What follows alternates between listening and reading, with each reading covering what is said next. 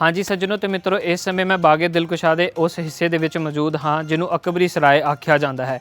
ਇੱਥੇ ਮੇਰੇ ਨਾਲ ਮੌਜੂਦ ਹਨ ਵਾਲ ਸਿਟੀ ਅਥਾਰਟੀ ਦੀ ਤਰਫੋਂ ਉਮੈਰ ਬਾਈ। ਅਸੀਂ ਜਾਣਦੇ ਹਾਂ ਉਹਨਾਂ ਤੋਂ ਇੱਥੋਂ ਦੇ ਇਤਿਹਾਸਿਕ ਵਿਰਸੇ ਬਾਰੇ।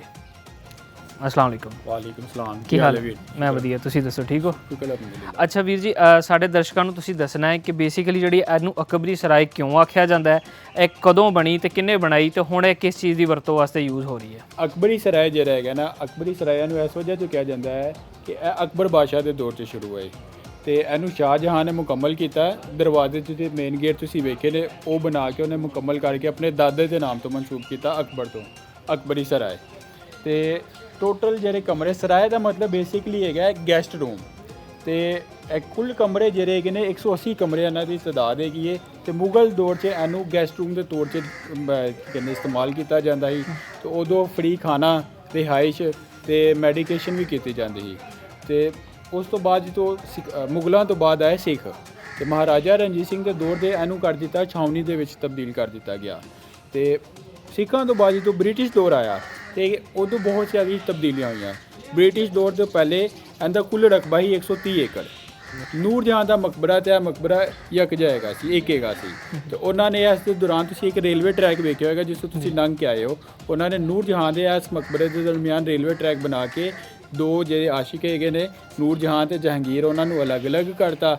ਤੇ ਉਸ ਤੋਂ ਰਕਬਾ ਜਿਹੜਾ ਮੌਜੂਦਾ ਰਹਿ ਗਿਆ 110 ਤੋਂ 115 ਏਕੜ। ਤੇ ਜਿਹੜੇ ਸਰਾਏ ਦੇ ਕਮਰੇ ਨੇ ਉਹਨਾਂ ਨੇ ਇਹਨੂੰ ਬਣਾਤਾ ਸਟੋਰੇਜ ਰੂਮ। ਸਟੋਰੇਜ ਰੂਮ ਕਿਹੜਾ? ਕੋਇਲੇ ਦਾ। ਕਿਉਂਕਿ ਈਸਟ ਇੰਡੀਆ ਕੰਪਨੀ ਸੀ, ਪੀਕ ਦੇ ਗਈ ਸੀ। ਤੇ ਜਿਹੜਾ ਅੱਗੇ ਜਾਵਾਂਗੇ ਅਸੀਂ ਡਾਕ ਬੰਗਲਾ ਵੇਖਾਂਗੇ। ਡਾਕ ਬੰਗਲੇ ਨੂੰ ਉਹਨਾਂ ਨੇ, ਡਾਕ ਬੰਗਲੇ ਨੂੰ ਬੇਸਿਕਲੀ ਇਸ ਵਜ੍ਹਾ ਕਿਹਾ ਜਾਂਦਾ ਹੈ ਕਿ ਪੋਸਟ ਆਫਿਸ ਦੇ ਤੌਰ 'ਤੇ ਯੂਜ਼ ਕੀਤਾ ਗਿਆ। ਤੇ ਉਸ ਟਾਈਮ ਜਿਹੜੇ ਕੋਇਲੇ ਦੇ ਗੋਦਾਮ ਕਿਉਂ ਬਣਾਏ ਗਏ? ਕਿਉਂਕਿ ਉਸ ਟਾਈਮ ਟ੍ਰੇਨ ਜਿਹੜੀ ਚੱਲਦੀ ਸੀ ਉਹ ਸਟੀਮ ਇੰਜਨ 'ਤੇ ਚੱਲਦੀ ਸੀ। ਇੱਕ ਗੱਲ ਵੀ ਜੀ ਦੱਸਿਓ, ਜਿਵੇਂ ਕਿ ਆਪਾਂ ਜਾਣਦੇ ਹਾਂ ਕਿ ਜਿਹੜਾ ਮਕਬਰਾ ਜਹਾਂਗੀਰ ਹੈ ਇਹ ਅਕਬਰ ਦੇ ਬੇਟੇ ਸਨ, ਤੇ ਜਿਹੜਾ ਇਹ ਸਰਾਏ ਸੀਗਾ ਇਹ ਪਹਿਲੇ ਅਕਬਰ ਨੇ ਤਮੀਰ ਕਰਵਾਇਆ, ਉਸ ਤੋਂ ਬਾਅਦ ਉਹਨਾਂ ਦਾ ਮਕਬਰਾ ਇੱਥੇ ਬਣਾਇਆ ਗਿਆ। ਜੀ ਬੇਸਿਕਲੀ ਅਕਬਰ ਦੇ ਜਹਾਂਗੀਰ ਤਾਂ 1605 'ਚ। ਹਾਂਜੀ। ਤੇ ਅਕਬਰ ਜਿਹੜਾ ਉਸ ਤੋਂ ਪਹਿਲੇ ਇਹਨਾਂ ਦੀ ਬੁਨਿਆਦ ਰੱਖ ਚੁੱਕਿਆ ਸੀ। ਠੀਕ ਹੈ। ਤੇ ਇਹ ਇੱਕ ਬਾਗ ਹੈਗਾ ਸੀ ਜੀ। ਅੱਛਾ, ਇੱਕ ਗੱਲ ਹੋਰ, ਅਕਸਰ ਹੁੰਦਾ ਨਾ ਕਿ ਬਾਦਸ਼ਾਹ ਆਪਣੀ ਵਸੀਅਤ ਵੀ ਕਰਦੇ ਨੇ ਕਿ ਮੈਨੂੰ ਫਲਾਣੀ ਥਾਂ ਦੇ ਉੱਤੇ ਜਦੋਂ ਮੇਰੀ ਡੈਥ ਹੋ ਜੇ ਤੇ ਮੈਨੂੰ ਫਲਾਣੀ ਥਾਂ ਤੇ ਦਫਨ ਕੀਤਾ ਜਾਏ। ਤੇ ਕੀ ਉਹਨਾਂ ਦੀ ਵਸੀਅਤ ਦੇ ਵਿੱਚ ਸ਼ਾਮਲ ਸੀ ਕਿ ਜਿੱਥੇ ਉਹਨਾਂ ਦੇ ਬਾਪੂ ਜੀ ਜਿਵੇਂ ਤੁਸੀਂ ਦੱਸਿਆ ਕਿ ਅਕਬਰ ਨੇ ਸਰਾਏ ਬਣਾਈ ਕਿ ਮੈਨੂੰ ਇਸ ਥਾਂ ਦੇ ਉੱਤੇ ਦਫਨ ਕੀਤਾ ਜਾਏ? ਬੇਸਿਕਲੀ ਵਸੀਅਤ ਤੇ ਹੈਗੀ ਸੀ, ਪਰ ਉਹਨਾਂ ਦੀ ਵਜ੍ਹਾ ਬਾਪੂ ਨਹੀਂ ਹੈਗੇ ਸੀ। ਅੱਛਾ ਜੀ। ਉਹਦੀ ਵਜ੍ਹਾ ਹੈਗੀ ਸੀ ਉਹਨਾਂ ਦੀ ਬੀਵੀ। ਅੱਛਾ ਜੀ। ਜਦੋਂ ਨੂਰ ਜਹਾਂ ਦੇ ਨਾਲ ਸ਼ਾਦੀ ਹੋਈ, ਇੱਕ ਗੱਲ ਹੈਗੀ ਕਿ ਜਹਾਂਗੀਰ ਜਿਹੜੇ ਹੈਗੇ ਨਾ, ਜਿਨ੍ਹਾਂ ਨੂੰ ਅਸੀਂ ਕਹਿੰਦੇ ਨੂਰੁੱਦੀਨ ਮੁਹੰਮਦ ਸਲੀਮ, ਇਹ ਵਾਹਿਦ ਬਾਦਸ਼ਾਹ ਮੁਗਲ ਬਾਦਸ਼ਾਹ ਜਿਨ੍ਹਾਂ ਦੀ ਕਬਰ ਪਾਕਿਸਤਾਨ 'ਚ ਮੌਜੂਦ ਹੈਗੀ ਹੈ। ਤੇ ਉਸ ਦੀ ਵਜ੍ਹਾ ਹੈਗੀ ਕਿ ਇੱਕ ਤਾਂ ਉਹਨਾਂ ਨੇ ਵਸੀਅਤ ਕੀਤੀ ਕਿ ਨੂਰ ਜਹਾਂ ਦੇ ਨਾਲ ਜਦੋਂ ਸ਼ਾਦੀ ਹੋ, ਉਹਨਾਂ ਦੀ 20ਵੀਂ ਤੇ ਆਖਰੀ ਬੀਵੀ ਹੈਗੇ ਸੀ। ਅੱਛਾ। ਤੇ ਉਹਨਾਂ ਨੇ ਇੱਥੇ ਬਹੁਤ ਜਿਹਾ ਟਾਈਮ ਸਪੈਂਡ ਕੀਤਾ, ਜਿਸ ਵਜ੍ਹਾ ਤੇ ਉਹ ਇੱਥੇ ਹੀ ਦਫਨ ਹੋਣਾ ਚਾਹੁੰਦੇ ਸੀ। ਤੇ ਇੱਕ ਦੂਸਰੀ ਵਜ੍ਹਾ ਅਸੀਂ ਲੌਜੀਕਲੀ ਵੀ ਵੇਖਣਾ ਹੈ। ਲੌਜੀਕਲੀ ਇਹ ਹੈਗਾ ਕਿ ਜਹਾਂਗੀਰ ਦਾ ਇੰਤਕਾਲ ਹੋਇਆ ਕਸ਼ਮੀਰ ਦੇ ਮੁਕਾਮ ਤੇ, ਕਸ਼ਮੀਰ ਤੋਂ ਵਾਪਸੀ ਰਾਜੌਰ ਦੇ ਮੁਕਾਮ ਤੇ। ਤੇ ਉਸ ਟਾਈਮ ਕੋਈ ਪ੍ਰੀਜ਼ਰਵੇਸ਼ਨ ਕੈਮੀਕਲ ਨਹੀਂ ਹੈਗੇ ਸੀ ਕਿ ਬੋਡੀ ਨੂੰ ਪ੍ਰੀਜ਼ਰਵ ਕੀਤਾ ਜਾਏ।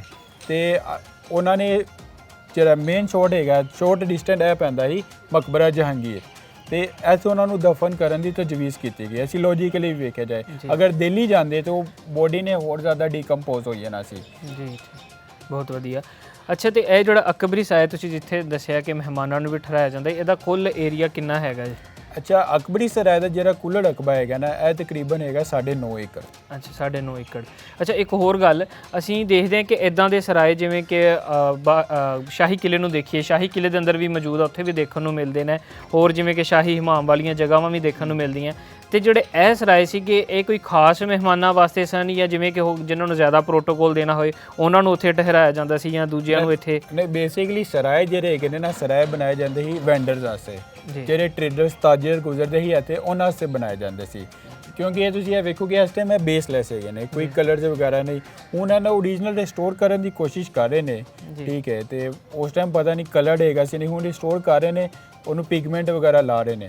ਤੇ ਇਹ ਡੋਰਲੈਸ ਹੈਗੇ। ਅਗਰ ਸਪੈਸ਼ਲ ਗੈਸਟ ਹੁੰਦੇ ਤਾਂ ਉਹਨਾਂ ਦੇ ਡੋਰ ਲਾਏ ਜਾਂਦੇ। ਸਰਾਏ ਜਿਹੜੇ ਵੀ ਹੈਗੇ ਸੀ ਡੋਰਲੈਸ ਬਣਾਏ ਜਾਂਦੇ। ਅਗਰ ਤੁਸੀਂ ਜਹਾਂਗੀਰ ਦੀ ਕਬਰ ਦੇ ਦੌਰਾਨ ਸਰਾਊਂਡਿੰਗ ਵੇਖੋ, ਜਿਹੜੇ 40 ਕਮਰੇ ਹੈਗੇ ਨੇ, ਉਹਨਾਂ ਨੂੰ ਦਰਵਾਜ਼ੇ ਵੀ ਉਸ ਟਾਈਮ ਲੱਗੇ ਗਏ ਸੀ। ਅੱਛਾ ਉਮੈਰ ਬਾਈ, ਆਪਾਂ ਦੇਖਦੇ ਹਾਂ ਕਿ ਜਿੰਨੀ ਵੀ ਮੁਗਲ ਕੰਸਟਰਕਸ਼ਨ ਹੋਈ ਹੈ ਉਹਦੇ ਵਿੱਚ ਇੱਕ ਤਾਂ ਛੋਟੀ ਇੱਟ ਦੀ ਵਰਤੋਂ ਕੀਤੀ ਜਾਂਦੀ ਹੈ। ਉਸ ਤੋਂ ਇਲਾਵਾ ਜਿਹੜਾ ਕਿ ਚੂਨਾ ਤੇ ਗਾਰਾ ਡਿਫਰੈਂਟ ਤਰ੍ਹਾਂ ਦਾ ਮਿਕਸਚਰ ਯੂਜ਼ ਕੀਤਾ ਜਾਂਦਾ ਹੈ। ਬੇਸਿਕਲੀ ਜਿਹੜਾ ਅਸੀਂ ਦੇਖਦੇ ਹਾਂ ਸੀਮੈਂਟ ਯੂਜ਼ ਨਹੀਂ ਸੀ ਹੁੰਦਾ, ਤੇ ਜਿਹੜੀ ਇਹ ਇਮਾਰਤ ਹੈ ਇਹਦਾ ਵੀ ਇੱਕ ਸੇਮ ਕੰਸਟਰਕਸ਼ਨ ਉਸੇ ਢੰਗ ਨਾਲ ਹੋਈ ਹੈ। ਜੀ ਜੀ ਬਿਲਕੁਲ ਇਸ ਤਰ੍ਹਾਂ ਤੁਹਾਨੂੰ ਮੈਂ ਵਿਖਾਣਾ ਵੀ ਆ, ਕੋਸ਼ਿਸ਼ ਕਰਾਂਗੇ ਅਸੀਂ ਕੈਮਰੇ ਵਿੱਚ ਵਿਖਾ ਸਕੀਏ।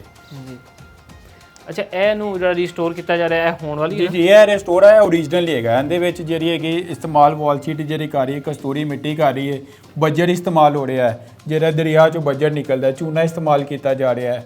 ਤੇ ਠੇਕੇਦਾਰ ਕੋ ਪੁੱਛਿਆ, ਉਹ ਕਹਿੰਦੇ ਚਾਵਲਾਂ ਦਾ ਪਾਣੀ ਵੀ ਇਸਤੇਮਾਲ ਕੀਤਾ ਜਾ ਰਿਹਾ ਹੈ। ਤੇ ਬਾਕੀ ਜਿਹੜਾ ਤੁਹਾਨੂੰ ਮੈਂ ਵਿਖਾਵਾਂ ਇਹਨਾਂ ਦੀ ਪਰਤੂ ਜਿਹੜੀਆਂ ਹੈਗੀਆਂ, ਤੇ ਪਰਤੂ ਦੇ ਵਿੱਚ ਤੁਸੀਂ ਦੱਸਿਆ, ਤੁਹਾਨੂੰ ਵੀ ਇਲਮ ਹੈਗਾ ਕਿ ਚਾਵਲਾਂ ਦਾ ਪਾਣੀ, ਗੁੜ ਦਾ ਪਾਣੀ, ਮਾਸ਼ ਦੀ ਦਾਲ, ਅੰਡੇ ਦੇ ਛਿਲਕੇ, ਅਖਰੋਟ ਦੇ ਛਿਲਕੇ, ਹੱਡੀਆਂ ਦਾ ਪਸੀਦਾ ਵਗੈਰਾ ਇਸਤੇਮਾਲ ਕੀਤਾ ਜਾਂਦਾ ਹੈ।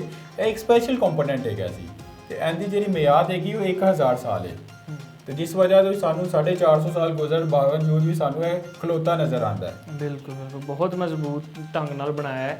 ਔਰ ਇਹ ਵੇਖੋ ਨਾ, ਉਹੀ ਪੁਰਾਣੀਆਂ ਇੱਟਾਂ। ਜੀ ਜੀ। ਅੱਛਾ, ਇੱਕ ਗੱਲ ਹੋਰ ਹੈ, ਇੱਥੇ ਜਿਹੜਾ ਉਹ ਆਵਾਜ਼ ਸੁਣਨ ਦਾ ਸਿਸਟਮ ਜਿਹੜਾ ਅਸੀਂ ਦੇਖਦੇ ਹਾਂ ਕਿ ਮੁਗਲ ਜਿੰਨੇ ਵੀ ਕੰਸਟਰਕਸ਼ਨ ਹੈ ਕਿ ਇੱਕ ਥਾਂ ਦੀ ਆਵਾਜ਼ ਦੂਜੀ ਥਾਂ ਤੇ ਸੁਣਾਈ ਦਿੰਦੀ ਸੀ, ਇੱਥੇ ਮੈਂ ਦੇਖਦਾ ਕਿ ਇੱਥੇ ਆਵਾਜ਼ ਜ਼ਿਆਦਾ ਲਾਊਡ ਹੋ ਰਹੀ ਹੈ। ਕੀ ਇਸ ਕਮਰੇ ਨੂੰ ਇਦਾਂ ਡਿਜ਼ਾਈਨ ਕੀਤਾ ਗਿਆ ਸੀ ਕਿ ਦੂਰ ਬਾਦਸ਼ਾਹ ਬੈਠਾ ਹੈ, ਇਸ ਕਮਰੇ ਦੀ ਆਵਾਜ਼ ਵੀ ਸੁਣ ਸਕਦਾ? ਬਾਦਸ਼ਾਹ ਦਾ ਤਾਂ ਨਹੀਂ ਪਤਾ, ਬਾਹਰ ਸਿਪਾਹੀ ਖਲੋਤੇ ਜਾਂਦੇ ਸੀ, ਆਵਾਜ਼ ਇੱਕੋ ਇਸ ਵਜ੍ਹਾ ਤੋਂ ਹੁੰਦੀ ਸੀ ਕਿ ਉਹ ਸੁਣਦੇ ਸੀ ਅਗਰ ਕੋਈ ਬਾਦਸ਼ਾਹ ਦੇ ਖਿਲਾਫ ਤੇ ਕੋਈ ਪਲੈਨਿੰਗ ਨਹੀਂ ਕੀਤੀ ਜਾ ਰਹੀ, ਸਾਜ਼ਿਸ਼ਾਂ ਤਾਂ ਨਹੀਂ ਕੀਤੀਆਂ ਜਾ ਰਹੀਆਂ। ਤੇ ਜਿੰਨੇ ਵੀ ਜਿਹੜੇ ਪੈਟਰਨ ਹੈਗੇ ਨੇ, ਇਹ ਡੋਮ ਫਾਰਮ 'ਚ ਬਣਾਏ ਜਾਂਦੇ ਸੀ, ਠੀਕ ਹੈ, ਆਰਚ ਫਾਰਮ 'ਚ, ਜਿਸ ਤਰ੍ਹਾਂ ਇੱਕੋ ਆਵਾਜ਼ ਨੂੰ ਇੱਕੋ ਕਰਦੇ ਸੀ। ਜੀ ਜੀ, ਠੀਕ ਹੈ। ਅੱਛਾ ਮਹਿਰ ਭਾਈ, ਇੱਕ ਹੋਰ ਚੀਜ਼ ਦੇਖ ਰਿਹਾ ਕਿ ਇਹ ਦਰਖਤ ਬੋਰਡ ਦਾ ਬੜਾ ਪੁਰਾਣਾ ਲੱਗ ਰਿਹਾ ਹੈ, ਮਤਲਬ ਲੱਗਦਾ ਕਿ ਕਾਫੀ ਇਹ ਵੀ ਉਸੇ ਵਕਤ ਦਾ? ਜੀ ਜੀ, ਇਹ ਜਿਹੜਾ ਦਰਖਤ ਹੈਗਾ ਨਾ, ਇਹ ਸਿੱਖ ਦੌਰ ਦਾ ਹੈਗਾ। ਅੱਛਾ, ਇਹ ਤਕਰੀਬਨ 350 ਸਾਲ ਪੁਰਾਣਾ ਦਰਖਤ ਹੈਗਾ। ਹੁਣ ਸਵਾਲ ਆ ਜਾਂਦਾ ਹੈ ਕਿ ਅਸੀਂ ਕੈਟੇਗਰਾਈਜ਼ ਕਿਸ ਤਰ੍ਹਾਂ ਕਰਨੇ ਹੈ ਕਿ 350 ਸਾਲ ਪੁਰਾਣਾ ਹੈ। ਜੀ ਜੀ। ਇਹ ਦਰਖਤ ਦੀ ਜਿਹੜੀ ਹੈਗੀ ਨਾ, ਬੋਰਡ ਦੀ ਲੇਅਰ ਜਿਹੜੀ ਇੱਕ ਬਣਦੀ ਜਾਂਦੀ ਨਾ, ਤੈਵਾਂ ਬਣਦੀਆਂ, ਤੇ ਜਿਹੜੀ ਇੱਕ ਤੈ ਹੈਗੀ ਨਾ, ਉਹ ਤਕਰੀਬਨ 50 ਸਾਲ ਚ ਬਣਦੀ ਹੈ। ਅੱਛਾ। ਤੇ ਅਗਰ ਤੁਸੀਂ ਇਹਦੀ ਕੋਈ ਸ਼ਾਖ ਕੱਟ ਕੇ ਵੇਖੋਗੇ, ਤੁਹਾਨੂੰ ਇਹਦੀ 7 ਤੈਵਾਂ ਨਜ਼ਰ ਆਣਗੀਆਂ।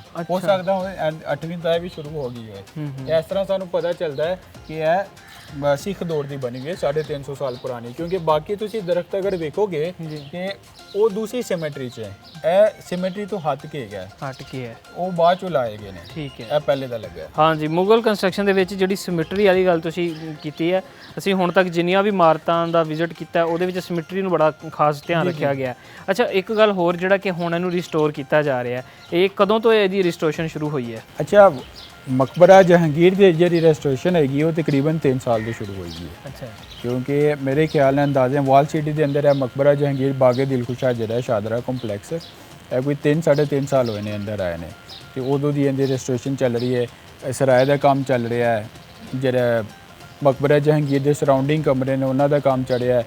ਸਭ ਤੋਂ ਵੱਡੀ ਗੱਲ ਜਿੰਦੋਂ ਕਿਸੇ ਨੇ ਅੱਜ ਤੱਕ ਪੁੱਛਿਆ ਨਹੀਂ ਸੀ, ਆਸਫ ਜਹਾਂਗੀਰ ਦੇ ਜਿਹੜੇ ਸਾਲਾ ਸਾਹਿਬ ਹੈਗੇ ਨੇ, ਉਹਨਾਂ ਦਾ ਵੀ ਕੰਮ ਜਿਹੜਾ ਮਕਬਰੇ ਦਾ ਸ਼ੁਰੂ ਕਰ ਦਿੱਤਾ ਗਿਆ ਹੈ। ਅੱਛਾ ਜੀ, ਬਹੁਤ ਵਧੀਆ। ਅੱਛਾ, ਇੱਕ ਵੀਰ ਜੀ ਹੋਰ ਗੱਲ ਦੱਸਿਓ ਸਾਨੂੰ ਕਿ ਇੱਕ ਤਾਂ ਰਜਿਸਟ੍ਰੇਸ਼ਨ ਚੱਲ ਰਹੀ ਹੈ, ਅਸੀਂ ਦੇਖਦੇ ਹਾਂ ਕਿ ਹੁਣ ਤਾਂ ਸ਼ਾਇਦ ਰਮਜ਼ਾਨ ਕਰਕੇ ਲੋਕ ਘੱਟ ਆ ਰਹੇ ਨੇ, ਤੇ ਇੱਥੇ ਲੋਕਾਂ ਦੀ ਕਿੰਨੀ ਕੁ ਗਿਣਤੀ ਆਉਂਦੀ ਹੈ, ਔਰ ਉਹਨਾਂ ਵਾਸਤੇ ਇੱਥੇ ਕੋਈ ਫੈਸਿਲਿਟੇਟ ਕੀਤਾ ਜਾਂਦਾ ਕੋਈ, ਜਿਵੇਂ ਕਿ ਉਹਨਾਂ ਦੇ ਇੰਟਰਟੇਨਮੈਂਟ ਵਾਸਤੇ ਕੋਈ ਚੀਜ਼ਾਂ ਹੋਣ ਇੱਥੇ? ਅੱਛਾ, ਬੇਸਿਕਲੀ ਜਿਸ ਤਰ੍ਹਾਂ ਤੁਸੀਂ ਵੇਖਿਆ ਹੋਏਗਾ ਲਾਹੌਰ ਫੋਰਟ 'ਚ ਹਿਸਟਰੀ ਬਾਏ ਨਾਈਟ ਹੋ ਰਹੀ ਹੈ। ਹਾਂਜੀ। ਤੇ ਸ਼ਾਲੀਮਾਰ 'ਚ ਚਾਂਦਨੀ ਰਾਤਾਂ ਹੋ ਰਹੀਆਂ ਹੈ। ਤੇ ਇੱਥੇ ਵੀ ਉਮੀਦ ਹੈ ਕਿ ਨੈਕਸਟ ਪਲਾਨ ਹੈਗਾ ਕਿ ਇੱਥੇ ਕਵਾਲੀ ਨਾਈਟ ਸ਼ੁਰੂ ਕੀਤੀ ਜਾਏ, ਜਾਂ ਫਿਰ ਇਹਨੂੰ ਵੀ ਜਿਹੜਾ ਹੈਗਾ ਨਾ ਹਿਸਟਰੀ ਬਾਏ ਨਾਈਟ ਦੇ ਨਾਲ ਹੀ ਅਟੈਚ ਕਰ ਦਿੱਤਾ ਜਾਏ। ਤੇ ਰਮਜ਼ਾਨ ਇਹ ਬੇਸਿਕਲੀ ਇਹ ਨਾ ਆਫ ਸਾਈਡ ਹੈ ਜੀ। ਇਹ ਤੁਸੀਂ ਵੀ ਵੇਖਿਆ ਹੋਏਗਾ ਕਿ ਰਾਵੀ ਤੋਂ ਪੜਾ ਹੈਗਾ ਤੇ ਲੋਰ ਦਾ ਹੀ ਹਿੱਸਾ ਹੈ, ਪਰ ਲੋਕਾਂ ਦਾ ਐਡਾ ਰੁਝਾਨ ਨਹੀਂ ਹੈਗਾ। ਸ਼ਾਇਦ ਇਸ ਦੀ ਇੱਕ ਵਜ੍ਹਾ ਹੈ ਕਿ ਰਾਵੀ ਟ੍ਰੈਫਿਕ। ਬਿਲਕੁਲ, ਹਾਂਜੀ, ਔਰ ਥੋੜਾ ਜਿਹਾ ਦੂਰ ਹੋਣਾ ਵੀ ਨਾ, ਲਾਹੌਰ ਦੇ ਅੰਦਰੂਨ ਦੇ ਵਿੱਚੋਂ ਬਾਹਰ ਨਿਕਲ ਕੇ ਆਣਾ ਥੋੜਾ ਔਖਾ ਲੱਗਦਾ ਹੋਏਗਾ। ਲੋਕਾਂ ਦਾ ਰੁਝਾਨ ਇੱਥੇ ਘੱਟ ਹੈਗਾ। ਉਮੀਦ ਹੈ ਜਦੋਂ ਇੱਥੇ ਇਵੈਂਟ ਸਟਾਰਟ ਹੋਣ ਤੇ ਲੋਕਾਂ ਦਾ ਰੁਝਾਨ ਬਣਨ ਲੱਗ ਜਾਵੇ। ਜੀ ਜੀ, ਬਹੁਤ ਵਧੀਆ। ਅੱਛਾ, ਇਹ ਕੁਝ ਕਮਰਿਆਂ ਨੂੰ ਤੁਸੀਂ ਦਰਵਾਜ਼ੇ ਇੰਸਟਾਲ ਕੀਤੇ ਨੇ, ਇਹ ਹੁਣ ਕੀਤੇ ਨੇ? ਇਹ ਇੰਸਟਾਲ ਹੁਣੇ ਕੀਤੇ ਗਏ ਨੇ। ਬੇਸਿਕਲੀ ਸਟੋਰ ਰੂਮ ਦੇ ਜਿਹੜਾ ਮਾਲੀਆਂ ਦਾ ਸਮਾਨ ਹੈਗਾ, ਮਸ਼ੀਨ ਦੇ ਹੈਗੇ, ਤੁਹਾਨੂੰ ਪਤਾ ਵਰਤੀ ਹੋਣੀ ਹੈ, ਇੰਜ ਖੁੱਲੇ ਜਿਹੇ ਤੇ ਨਹੀਂ ਰੱਖ ਸਕਦੇ ਕਿ ਜ਼ੰਗ ਜ਼ੁੰਗ ਲੱਗ ਜਾਏਗਾ, ਖਰਾਬ ਹੋ ਜਾਏਗਾ। ਅੱਛਾ ਵੀਰ ਜੀ, ਇੱਕ ਚੀਜ਼ ਸਾਨੂੰ ਹੋਰ ਦੱਸਿਓ ਕਿ ਜਿਵੇਂ ਕਿ ਇੱਕ ਇਮਾਰਤ ਬੜੀ ਖੁੱਲੀ ਤੇ ਕਾਫੀ ਦੇਰ ਬੰਦ ਵੀ ਰਹੀ, ਸਮੇਂ ਦੀਆਂ ਸਰਕਾਰਾਂ ਬਦਲੀਆਂ, ਕੁਛ ਇੱਥੇ ਕੋਈ ਮਿਸਟੀਰੀਅਸ ਚੀਜ਼ਾਂ ਜਿਹੜੀਆਂ ਹੋਣ ਜਿਹਦੇ ਬਾਰੇ ਤੁਸੀਂ ਦੱਸਣਾ ਚਾਹੋ, ਜਾਂ ਕੋਈ ਇਤਿਹਾਸ ਦੇ ਵਿੱਚ ਇਹੋ ਜਿਹਾ ਵਾਕਿਆ ਜਿਹਦੇ ਉੱਤੇ ਤੁਸੀਂ ਚਾਨਣ ਪਾਉਣਾ ਚਾਹੋ? ਅੱਛਾ, ਮੈਂ ਤੇ ਬਜ਼ਾਤ ਐਸੇ ਕੋਈ ਚੀਜ਼ ਨਹੀਂ ਵੇਖੀ, ਪਰ ਇੱਥੇ ਜਿਹੜੇ ਮੁਕਾਮੀ ਜਿਹੜੇ ਨੇ, ਮਤਲਬ ਕੋਈ ਆਰਕੀਓਲੋਜੀ ਡਿਪਾਰਟਮੈਂਟ ਤੋਂ ਮਾਲੀ ਇੱਥੇ ਕੰਮ ਕਰ ਰਹੇ ਨੇ, ਉਹਨਾਂ ਕੋ ਸੁਣਿਆ ਕਿ ਰਾਤ ਦੇ ਟਾਈਮ ਕੋਈ ਚੀਜ਼ਾਂ ਨਿਕਲਦੀਆਂ ਇੱਥੇ ਤੰਗ ਕਰਦੀਆਂ। ਅੱਛਾ। ਰੀਸੈਂਟਲੀ ਇੱਕ ਵਾਕਿਆ ਮੈਂ ਸੁਣਿਆ ਕਿ ਆਸਫ ਜਿਹਾ ਇੱਕ ਬੰਦਾ ਮਿਸਤਰੀ ਤੇ ਲੇਬਰ ਕੰਮ ਕਰਦੀ ਪਈ ਸੀ ਕਿ ਉਹਨੂੰ ਕੋਈ ਮਿਸਟੀਰੀਅਸ ਚੀਜ਼ ਨੇ ਚਪੇੜਾ ਮਾਰੀਆਂ ਅੱਛਾ। ਤੇ ਜਿਸ ਤੋਂ ਉਹ ਬੇਹੋਸ਼ ਵੀ ਹੋ ਗਿਆ। ਪਰ ਇਹ ਮੈਂ ਆਵਾਮ ਨੂੰ ਡਰਾਣਾ ਨਹੀਂ ਚਾਹ ਰਿਹਾ, ਇਹ ਸਿਰਫ ਇੱਕ ਮਿੱਥ ਹੈਗੀ ਹੈ, ਪਤਾ ਨਹੀਂ ਜੋ ਅੱਖੀ ਵੇਖੀ ਵਾਕਿਆ ਨਹੀਂ ਹੈਗਾ। ਹਾਂਜੀ, ਅਸੀਂ ਤਾਂ ਚਾਹਾਂਗੇ ਸਾਨੂੰ ਅੱਜ ਕੋਈ ਨਜ਼ਰ ਆ ਜਾਏ, ਅਸੀਂ ਵੀ ਵੇਖਣਾ ਚਾਹਾਂਗੇ।